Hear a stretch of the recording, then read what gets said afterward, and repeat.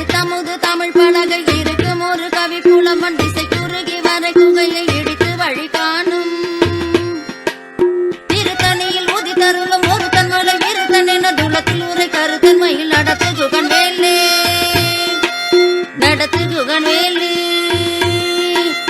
நடத்து குகன் வேலே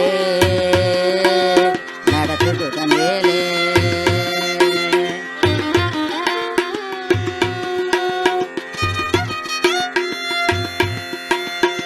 நம் தமிழ்நாட்டின் உள்ளூர் மொழி தமிழ். ஆனாலும் இஃது உலக மொழி.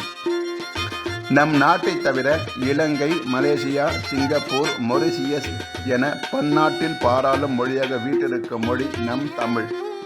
இச்சிறப்பு இந்திய மொழிகள் எவற்றுக்கும் இல்லை. அத்தகைய விந்தை தமிழ் சங்க பலகையை கண்ட திறமுடையது.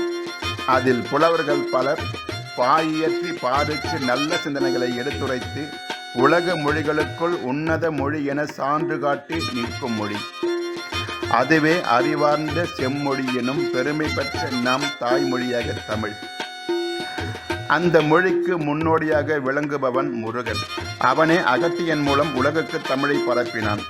அந்த மொழியில் புலமை பெற்ற ஔவைக்கு முருகன் அடிமையானதும் தமிழ் மொழி பெற்ற சிறப்புகளுள் ஒன்று.